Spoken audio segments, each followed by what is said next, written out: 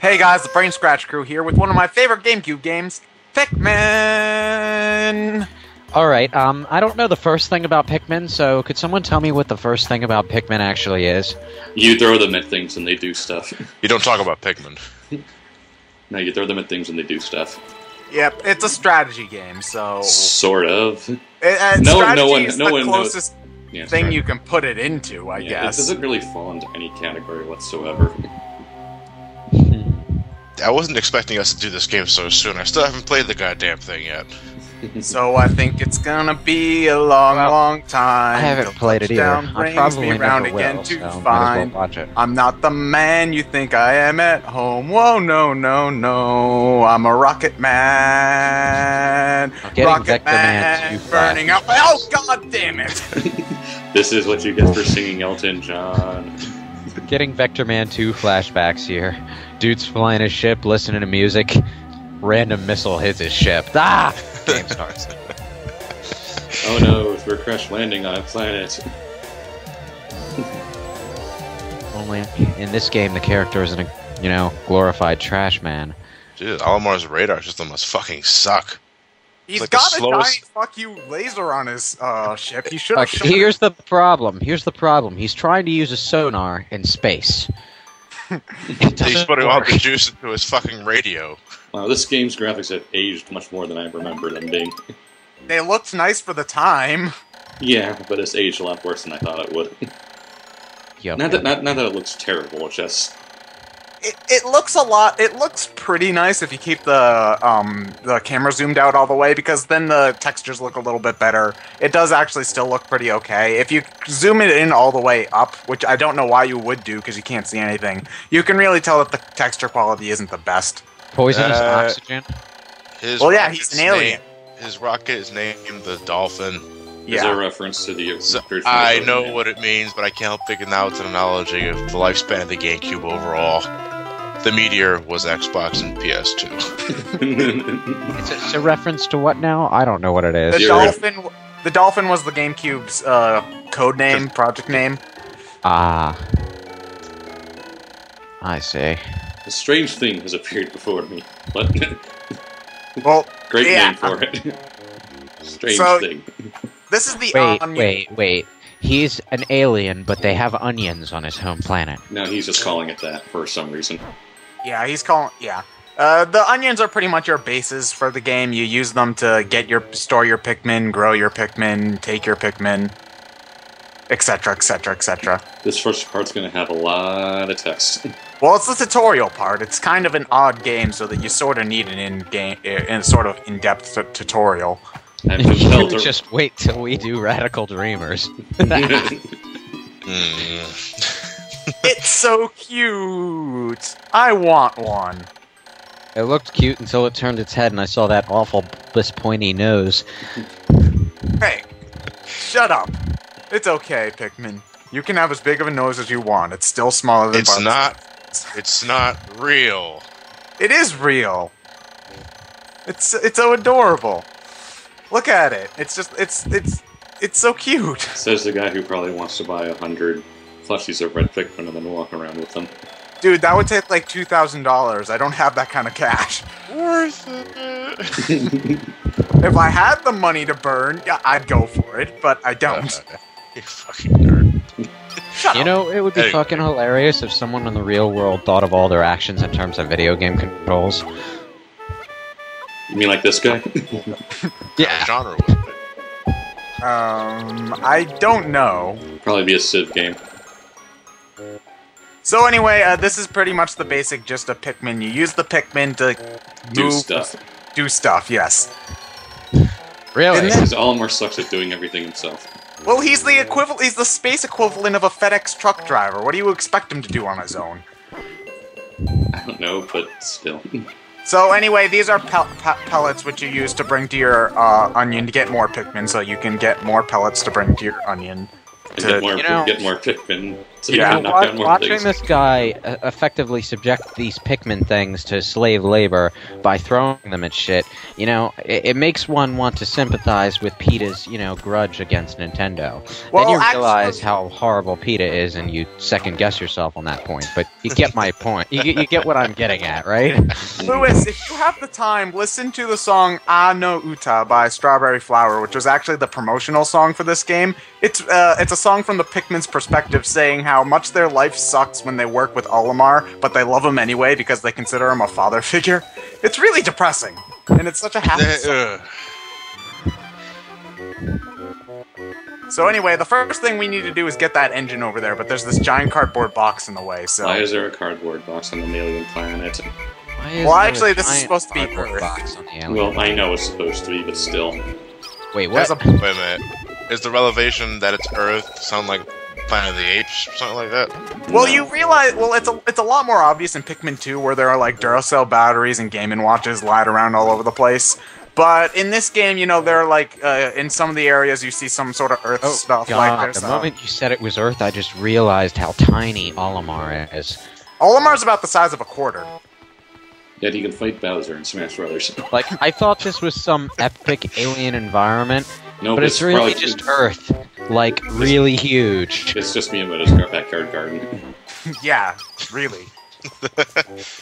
That's sort of what I like about this game. It has a really great scale and stuff. Well, at least a very good sense of it. A good sense of scale. Like, when you have the... Oh, well, we just zoomed in to pick out the Pikmin, but when we had the camera zoomed out back, like that back there, the graphics do still look okay. It is a GameCube launch title. Well, essentially, yes. At this point, the Pikmin could just, overwhelm Olimar by sheer force of numbers. But And, why you would know, they? You gotta obliterate understand that him, the Pikmin like- can't survive on their own at this point. Because they're stupid. They are stupid. They have enough physical strength to move something that big. Come on, Only they because can Olimar survive. told them to. Olimar's the reason why these Pikmin are surviving at this point. They're kind of like the Hulk. They're strong for what they do, but they're dumb as shit and need someone to tell them what to do. I don't Pikmin? know. That's like Smash. how many Pikmin are there? Like 8, 14. 10, 14? You can have to a move a fucking cardboard box. I highly doubt they can take out Olimar. Well, I mean, what can Olimar do? His little, like, punch that you can do when you don't have any Pikmin around? Well, we don't even know if he can push the cardboard box or not. We haven't even tried. He just assumed that he can't. Because he's a FedEx driver. Why is that engine still moving? because video game. Because it's still... I think it's just a way to show that it's still working, so you don't have to worry about, will Olimar have to fix the ship parts that have fallen from, like, 5,000 feet in the air? Shouldn't it But- have turned off when it was disconnected from the fuel tanks or something? Get your logic out of here. It's a video game. But we So, don't yeah, have we- enough Pikmin to carry the thing, so we need to make more. Yeah. Convenient how there are these little dots with numbers on them flying around. Are Yeah. these bottle caps? They're pellets. Basically, when you the amount of the number on the pellet is the minimum number you need to carry it. If you get a 5 pellet, you'll get 5 Pikmin. If you get a 10 pellet, you'll get 10 Pikmin. If you get a 1 pellet, you'll get 2 Pikmin, assuming you're putting it in the right onion. What? Let's say you've got a red pellet, right? You put it in the red onion, you'll get more Pikmin. If you take a red pellet and put it in the yellow onion, you'll get less. Huh. Okay. Actually, a good trick Wait, you can My Olimar's wife always married? told me I was no good at routine tasks. He's Yeah, yeah. Olimar's pretty much your normal guy. He's got like a wife and kids and a boring job. He's a very normal dude. He's a FedEx driver. Apart from the fact that he's, microscopic, has a head the size of a kumquat, and a nose the size of a big-ass tomato. He's normal for his species. God damn it, What is this species? Is he human? Hawkatite. He's Hawkatite. He comes from the planet Hawkatite, so I assume it's Hawkotatian. I don't know how to pronounce this species name. He's not but- human, let's just leave it at that. Anyway, you can get a max of 25 Pikmin on the first day, so a trick that you can do for this is to leave all the Pikmin in the ground until they turn into flower Pikmin. And then and the day doesn't end until you get the rocket engine. So yeah, this is the only this is the only day in the game that doesn't have a time limit, just so that you can learn the ropes without any stress. So you can abuse that and make the Pikmin go into flowers if you really want to. It's really not that good of an idea because we'll get some instant flower nectar at the beginning of the next day. So, but if you want to, you can. What's the difference between regular Pikmin and flower Pikmin? Flower Pikmin have more strength and speed. I see. It's yeah, better. they go from leaf to bolt to flower. Each stage making them more stronger and faster. You can get your Pikmin leveled up by either giving them nectar, which you can find under patches of grass, or you can just let them stick in the ground for a while and don't uproot them. I usually go for the nectar method because it's a whole lot faster. How long does it take for them to turn into flower Pikmin naturally? About a minute or two. I'd say it's more like 3 or 4, which is about a third of your in-game day, so that's why I don't usually recommend it. They've all turned pink. It's a good thing we don't actually have to do any construction work to put the engine back on. Yeah. And I'm surprised that this thing can even lift off at all, because even though it has its engine, it doesn't have one of its wings, half of the ship, half of the side, no cockpit, no seat. Does it even have landing gear? Yes. He remembered to put that in, at least. Oh, and by the way, I love this end of day music. So yeah, at the end of the first day, 2 days remain. Wait. No, that's long over. Yeah, as you can see, the moon landed anyway. Oh god damn it, he's right. Now, if I remember correctly, when a day ends, this big-ass giant monster comes out and eats everything, right? Captain Zog, stardate now. We landed on a planet. I found these strange creatures who obeyed my every command. Spock calls them most illogical. Kirk out. So anyway, yeah. Parts, it's gonna be a long ass LP. No, not really. I managed if to you get don't the game. get one part per day, you fail and die. Well, actually, you only need to get 25 of the 30 parts. So, yeah.